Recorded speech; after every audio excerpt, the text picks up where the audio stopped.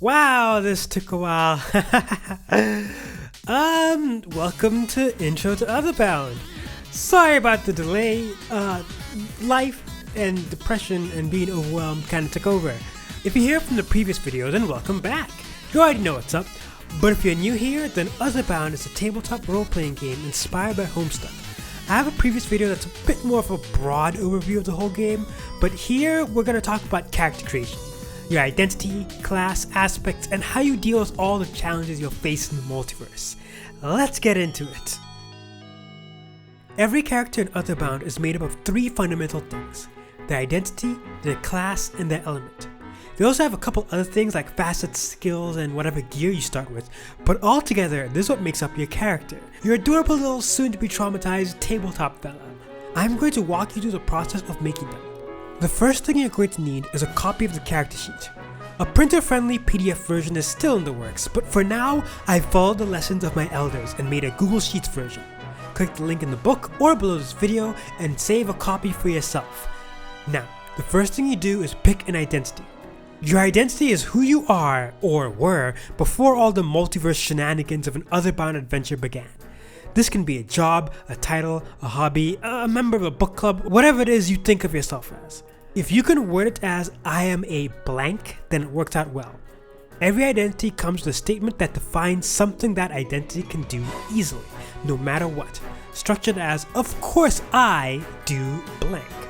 If your identity is computer wizard, then obviously you should be good at using computers. So your statement might be written as, I am a computer wizard.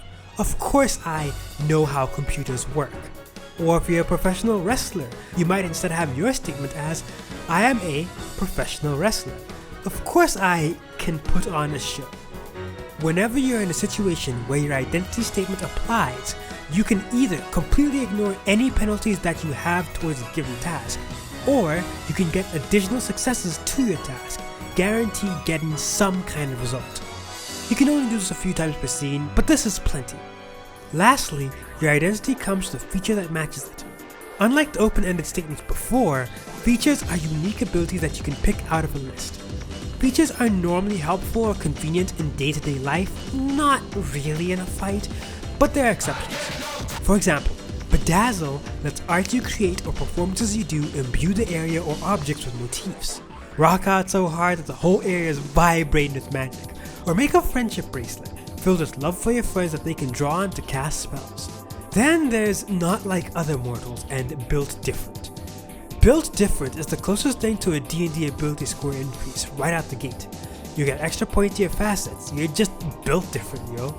Not Like Other Mortals is for if there's something really weird about you that's different enough that it partially defines you. Though none of it is more powerful than normal, there's weird bullshit here. Some of them can justify picking up unusual skills, like if you can generate fire, then pyrokinesis suddenly makes sense as a skill. That doesn't mean you have to take those if you're a little different. This game doesn't really care about racial bonuses or whatever. You've already got magic, fuck that nonsense. But like, Homestuck as an example, Cartcat probably has one of the features like Fail Upwards or Cog in the Machine, because despite being an alien from a culture built around warfare and imperialism, Cartcat is just a guy, yo. Like, yeah, he can fight good, but that's not exactly special compared to everyone else that gets stuck in these games.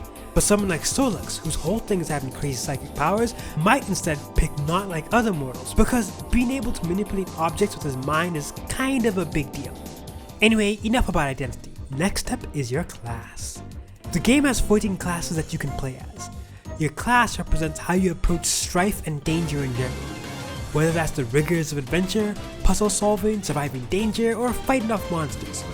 The bulk of the more violent and aggressive abilities come from here, but even then there are many class abilities and even entire classes that have other things they specialize in beyond combat.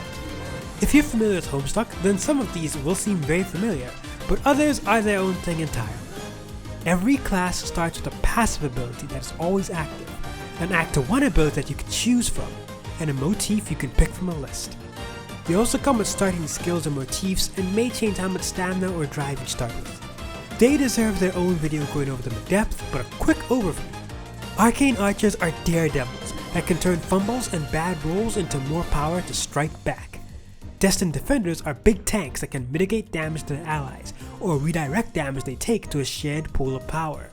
Elemental Emperors are masters of their element, and can tap into far more of it than others, either using its full potential themselves, or channeling a portion of that power to their allies. Force Fighters are whirlwinds of speed and fury, being able to move faster and hit harder than others without any flimsy weapons. The Genius Gadgeteers can craft tools, vehicles, weapons, and constructs in the blink of an eye, either building a better world in the long run, or improvising destruction. The Henshin Hero can pick between multiple forms, adapting to any situation with justice in their hearts and love in their fists. They're also most likely to roll up to the function on a motorbike. The Jinx Jester is chaos incarnate, with the ability to screw with just about everyone with practical jokes. They can either pick RNG abilities or a few choice picks from other classes. The Math Magician is truly a pure spellcaster, and can refresh and power up all of their spells by utilizing them in the right sequence, proper conditions, or correct timing. The Nova Knight ignores spells in exchange for powering up their signature weapon, and learn abilities that boost their power even more. The Psychic Scion can peer into people's minds, boosting their allies' strengths or exerting psychic pressure on enemies. In a pinch, they can charge the devastating PK Ragnarok. The Rucksack Rover is the most helpful person alive. They can carry more than everyone else and are deeply connected to the world around them. Excellent supports, not so great fighters, yet. The Sorceress Seer can see the future and bend it to their whims. They also function as excellent supports with multiple healing abilities such as the powerful Panic Button. The Theatrical Thief has nimble fingers, capable of stealing fortune as well as belongings. Like the Arcane Archer, they turn misfortune into power to refresh their magic. Lastly, the Woeful Warlock can summon and speak with the dead and spirits around them, interacting with the intangible and communicating with the great beyond. Once you picked out a class, you select a matching element. The Homestuckness is really screaming to the pages here, because many of these are pretty much reskins of Homestuck aspects, with a few exceptions that are their own thing. And for the Homestuck and replay value AU fans, Hope has been replaced with Truth, and C is a combination of Blood and replay AU's Might. For the rest of y'all though, elements are fundamental parts of the universe, and each player can resonate with one of them to perform magic. Unlike classes that are mostly best at dealing with strife, elements are a bit more generalized, though some elements are more aggressive than others. There are 12 elements as seen on screen. Every element gives you its cantrip, which are basically magical self-replenishing minor tricks that can be done with no effort. They also give you a list of motifs you can choose from, an ability, and powerful melodies and counter melodies, which are special abilities that can only be used with other players as duets. When you perform a duet, you select another player to duet with. One player selects their melody, while the other selects their counter melody. You then spend one sync and cast both spells together as a unique combination spell. Some of these can get kinda weird, but this video is long enough, so starting from the top, you've got space and time. Space is and involves the propagation of matter, mass, volume, velocity, etc. Matter manipulation and teleportation are their game. Opposing it is time, which controls everything to do with that. They can freely manipulate time around them and summon alternate copies of themselves. Dream is tied to thoughts, conscious or not, dreaming, plotting, methodical schemes, and whimsical ideations. They can create illusions from imagination and copy the powers of others. Its opposite is soul, which is less concerned with thoughts and more with their sense of self, their emotions, identity, place within the material world. They see and heal emotions in the true selves of others, and lend their magical gifts to their loved ones. Truth has to do with the laws of reality and a personal sense of justice. They impose their ideal reality upon the world and enforce it at all costs, bending physics to protect their own justice. Just like truth, vengeance deals justice too, but it is not patient and inevitable like its sister element. Those with vengeance can create the flames of hell with their passion, and curse those that vex them. Sky is the breath of freedom, unrestrained by logic or rules. Sky players can manipulate the wind and levitate, and change and be changed by the weather itself. Sea is its more responsible sibling. Sea carries the weight of responsibility instead of flying away from it. They protect and empower using the inner ocean that flows through their veins. Life is exactly what it sounds like, life-giving energy. Though it is growth, it isn't always kind, as you can see from some of its god tier abilities. More on that later. They can mend all wounds and revitalize nature. Fate has to do with the ultimate endpoint of all things, as all tales must conclude. They're spooky as fuck and can predict the future. They have abilities that accelerate entropy or twists probability. Stars are the power to illuminate all mysteries and shadows, and are often very effective against creatures of the night. They can provide brilliant insights as easily as they smite. And finally, its inverse is Horizon, the boundary beyond which no information can pass, and all beyond it is hidden. They can phase out of reality and render all obstacles non-existent. An important thing to note about your class and element is that the combination of the two decides what your god tier ability is, your ultimate move of sorts. A Nova Knight of Time would have the Time on My Side ability that lets them cast a much stronger version of their Time clone ability that synergizes with their weapons. But a Knight of Sky would instead get Knight of the Wind, letting them fly, avoid danger, and inspire hope until it is time to strike back like a hurricane. Most of these are a marriage of their core class and element abilities, though many are oddballs based off the aesthetic of that classmate. Your next step is, well, your stats, or rather your facets. Facets are numerical values expressing how your character approaches any given situation. They are daring, understanding, sensitivity, subtlety, and adaptability. They're not stuff like strength or intelligence because they're not representative of your innate physical characteristics or something. For example, daring is the tendency to commit to action, acting before you think. One person might have high daring because they approach things with their raw strength and courage, but another might have daring because they're a stylish daredevil, pushing their limits even if they're not physically as strong. Every facet starts at 1, and you have 8 additional points to distribute amongst them. No facet can start higher than 4 unless you've got a feature or something that says otherwise. Next are skills. Skills don't come from a set list. They can be just about anything that makes sense for your character. When in doubt, just steal a skill that sounds cool from another game, like athletics or driving or something. Whenever you're rolling to try and do something, if your skill realistically could apply to it, then you get extra dice equal to your act to try it. Don't be afraid to put down stuff that vibes well, because you can learn more skills as you go. Nearly done, there's your key and signature spells. Your key are 5 motivations or characteristics that drive your character. They don't all have to be positive, they can be awful things about your character too. A good mix tends to be fun. If your character is a lonely kid that feels out of place, they might have keys like isolation and freedom.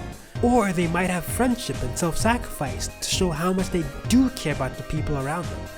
Whenever you do something that lives up to or involves a phrase from your key, you can cross that word off your character sheet. Your next roll now includes 2 additional dice or 2 automatic successes if you're casting a spell. When all 5 words from your key are crossed off, you gain access to your signature spell. Speaking of signatures, signature spells are unique motifs that can only be accessed once you've filled out your key.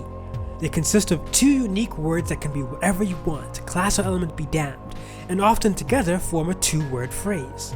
They're special because unlike other spells, they count as both personal and terrain motifs.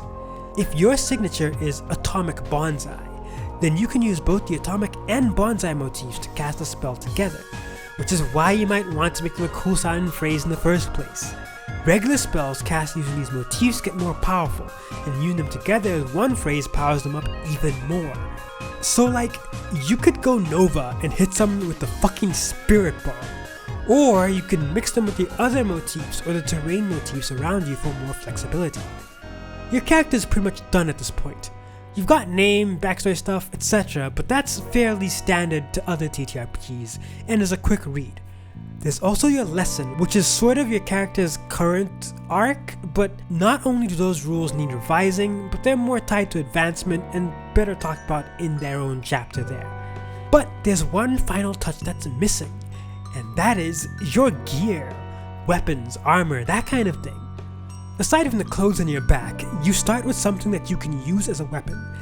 That could be a sword or a gun or whatever, but it can be literally anything if you can justify being able to smack someone with it. Knitting needles, rollerblades, a cane, a ukulele, a really heavy book. This is your first weapon at tier 0, and it counts as something that you're skilled at using. If you want, you can even write down the skill weapon kind with whatever weapon type you've got. If it's a sword, you've got the sword kind skill. A tablet, tablet kind, and so on. If you're in strife that involves fighting things and you're using a weapon that's a close match to that skill, you add it like any other skill. Serious fights using a weapon you have no matching skill in gives you a setback penalty, with bigger penalties the more powerful or complex the weapon. Fighting with no weapon at all gives you setback too, unless you've got some kind of skill that makes up for it, like martial arts or fisticuffs or something. So having a weapon is good. Considering that you are all magic and can upgrade all your gear to be even more magic, don't stress too hard about the perfect weapon. They're customizable to you and can be whatever you want. But if you can't think of anything quirky, that's fine too. Pick swords and daggers and arrows, that shit rocks. Tailor it to your character, setting, and campaign's tone. With that, your character is complete. Next video will be something. I don't know, dog. There's a lot to talk about. I want to talk about the classes in more depth, but I also want to talk about elements, and I want to talk about how magic works, and actually get into strife and why it's the way it is. It's a lot.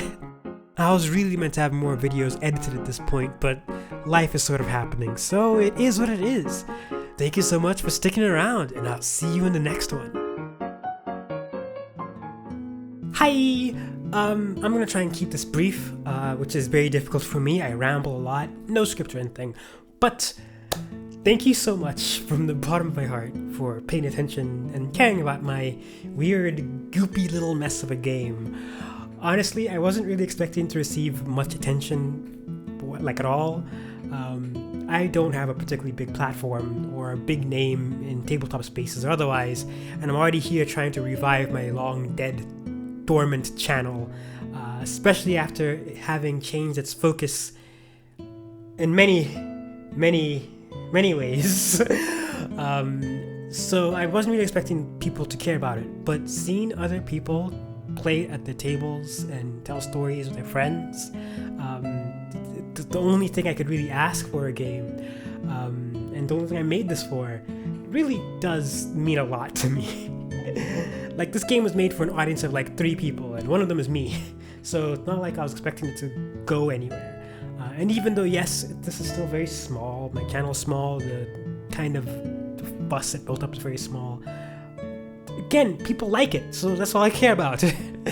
Honestly, not even just that people like it, I was slightly overwhelmed. Like, yeah, the reason that there's a big gap between the last video and this one is partially because I was very busy with like my life, but also just that I was really overwhelmed at getting a kind of response in general.